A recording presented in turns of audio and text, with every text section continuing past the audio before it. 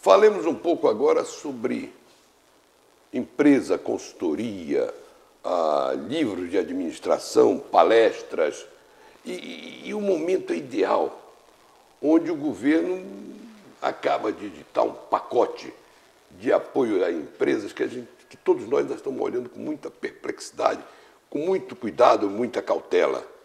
Então, para isso, nós convidamos um consultor, escritor e palestrante dessa área de administração. Eu diria que vai mais longe que isso, de adequação da empresa ao mundo, que é Paulo Leme. Paulo, boa noite, Paulo. Tudo bem, Gil? Prazer enorme estar aqui contigo. Uma grande satisfação. Boa noite aos telespectadores de um programa de qualidade. Paulo, eu estou vendo aqui no teu currículo, e por sinal com muita luz, certo? Várias obras publicadas. Ordem de Gar, Gestão Corporativa do Mundo de Don Quixote. Interessantíssimo esse livro. Esse tem uma história toda especial. É interessante esse nome desse livro, porque, inclusive, eu vi uma entrevista do Jorge Amado, onde ele cita, entre vários autores que o influenciaram, Cervantes, o Don Quixote, que o ensinou a rir com carinho. Esse é o grande segredo do empreendedorismo. É você realmente estabelecer um sonho, acreditar que esse sonho tem um paralelo muito forte com a realidade. O empreendedor brasileiro é sempre um herói, sempre um herói. Com a degradação que nós temos visto aí dos nossos valores éticos e morais através das nossas casas legislativas, faz com que o empresário brasileiro seja realmente um sobrevivente, Certo. Agora imagina, Paulo, você está aqui conosco na Amazônia, certo? Nós somos muito feliz. Nós somos 60% do território nacional. Uhum. E quando você fala em empreendedor brasileiro, pode acrescentar mais aí 100% de dificuldade para o empreendedor amazônico. Olha, realmente eu tive essa percepção. Apesar de todos os mecanismos que foram criados aí através da Sudam e até o esforço dos governos estaduais, ainda falta um pouco de maturidade na aplicação disso, porque nós ainda estamos em modelos que não trazem resultado. O modelo de administração, da disposição dos planos de governo, não são processos maduros, processos evoluídos, dignos do século XXI. Ainda estão naqueles modelos de clientelismo, de facilitações.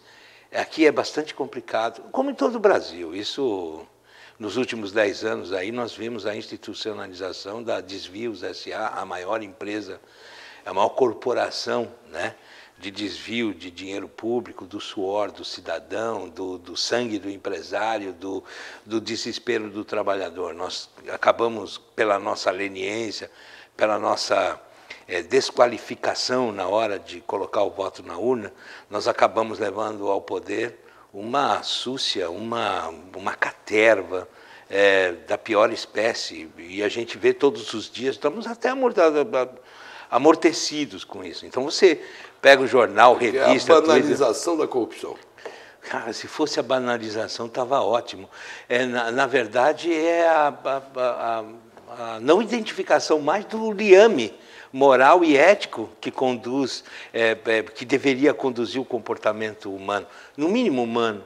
Eu me pergunto assim, eu sou pai, o único legado que eu posso realmente deixar para os meus filhos é a minha essência moral, é o meu lastro ético.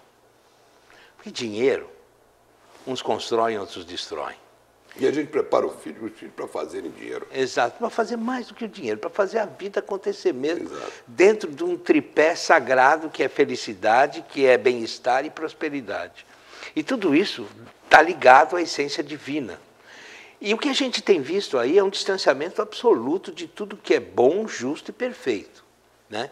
Então me pergunto, como é que um cara desse consegue olhar para o filho, chegar com a família para tomar o café da manhã, para almoçar, para jantar, para sair num evento e todo mundo apontando, Todo mundo sabendo que o cara é vagabundo mesmo, é ladrão, desvia, é sem vergonha, é corrupto.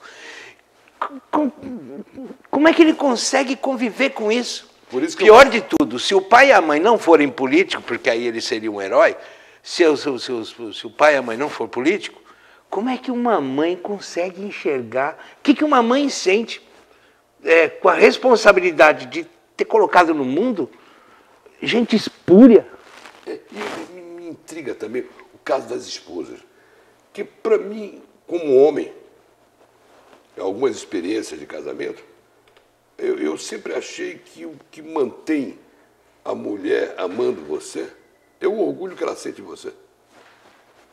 Uhum. E como é que uma mulher que é casada com corrupto pode ter orgulho dele? Como é que esse matrimônio se mantém? Se elas forem como as nossas esposas, que realmente acreditam nos valores que a gente prega, elas vão se sentir indignadas. Mas na linha que está indo uma certa parte da nossa classe política, que são poucos aqueles que conseguem realmente se distanciar disso, como se sente uma mulher de um traficante? Como é que se sente uma mulher de um assaltante de banco? Na verdade, ela vive o benefício daquilo que ela acha que é o certo e o resto é tonto. Veja bem, eu leio aqui outro livro. Tu és imortal. Imortal, não imorrível, imortal. Imortal, da não Academia de Letras de Balneário Camboriú, Santa Catarina. Santa Catarina. Eu vejo aqui o Semeador, o Espantalho, que são 2 livros teus. E quando tu fala o Semeador, eu já me lembro disso, que nós acabamos de conversar. Eu fico imaginando a situação de uma empresa. O empresário está dentro da sua empresa. Ele investiu todos os seus sonhos. E dali ele tira a sua sobrevivência, a sobrevivência da família, a sobrevivência dos seus colaboradores. E ele senta diante deste quadro para planejar. Certo? Você ouviu o comentário que eu fiz hoje sobre o choque cultural. O choque cultural vai além das diferentes culturas. Porque, Paulo, você falou os sujeitos imorais, essa coisa toda. Porque quando o sujeito é imoral, ainda tem uma salvação. Quando ele é amoral... Aí é que está o caso, eles são amorais. Amorais mesmo, não tem nenhum padrão, não tem padronagem. Não tem padronagem. O livro do Semeador, por exemplo, ele fala da criação, da fundação da cidade de Balneário Camboriú. Eu trabalhei esse livro com uma figura espetacular, Gilberto Américo Meirinho. Foi prefeito da cidade, construiu a cidade, planejou ela para 40 anos, tanto é que hoje estamos mexendo na cidade, só agora, 40 anos depois, em cima daquilo que ele fez, que teve essa durabilidade, porque ele tinha essa visão. Por que é que ele desistiu da vida política? Por causa da pressão dos políticos. Quando a gente fala em empresário, que o empresário é corrupto, etc. e tal, na verdade ele não é corrupto. Não há um empresário corrupto. O que existe é o seguinte, ele tem o negócio dele e ele é achacado. Ele é colocado numa situação de que, para sobreviver, ele tem que sucumbir a isso. Entendeu? Então, na verdade, dizem, o político é corrupto. O foco não é esse. O político é corruptor.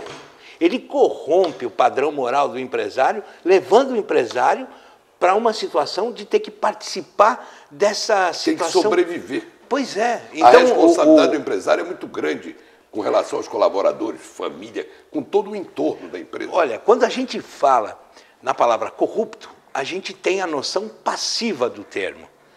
E o político não é passivo, ele é essencialmente ativo. Ele cria as situações, ele cria as possibilidades e existe uma entourage em torno dele que provoca as facilidades e faz a coleta.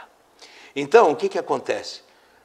O termo corrupto para um político é um termo inadequado. Ele não é uma pessoa passiva no processo. Ele é agente, efetivamente agente desse procedimento.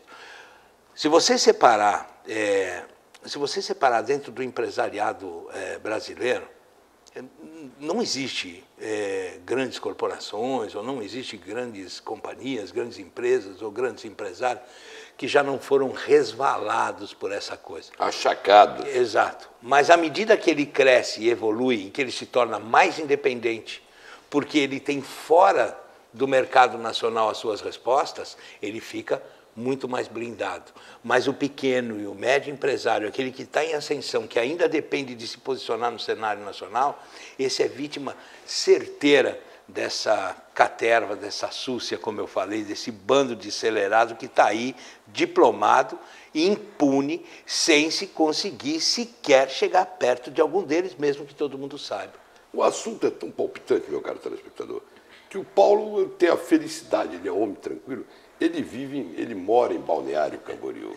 Não dá o endereço, porque depois do que eu falei, eu posso... Mesmo com essa tranquilidade de morador de Balneário Camboriú, esse assunto o tiram do sério. Mas nós vamos voltar daqui a pouco, Paulo, mais direcionado para como a empresa deve agir no mundo globalizado de hoje. Certo? Que aí a empresa vai ter que conviver com atos e fatos do mundo inteiro, com corrupção do Brasil e do exterior. Porque o mundo não tem vestais. Não tem vestais. Certo? Então, nós vamos a um breve intervalo comercial e voltamos já já. Lembrando, meu caro telespectador, que esse programa tem o patrocínio do Colégio Ipiranga, há 32 anos transformando conhecimento em atitude. Top Operações Portuárias, competência e eficácia na movimentação de carga. Não esqueçam, Sindicom, o Sindicato da Habitação. Óticas Bessa, quem cuida bem dos seus olhos em Belém. Colares Móveis de Escritório, bom gosto e qualidade em móveis de escritório, na gentil esquina de Benjamin Constant. Nós vamos ao intervalo comercial e vamos continuar conversando com esse consultor, escritor e palestrante, ilustre morador de Balneário Camboriú, Paulo Leme. Um minuto só para o comercial.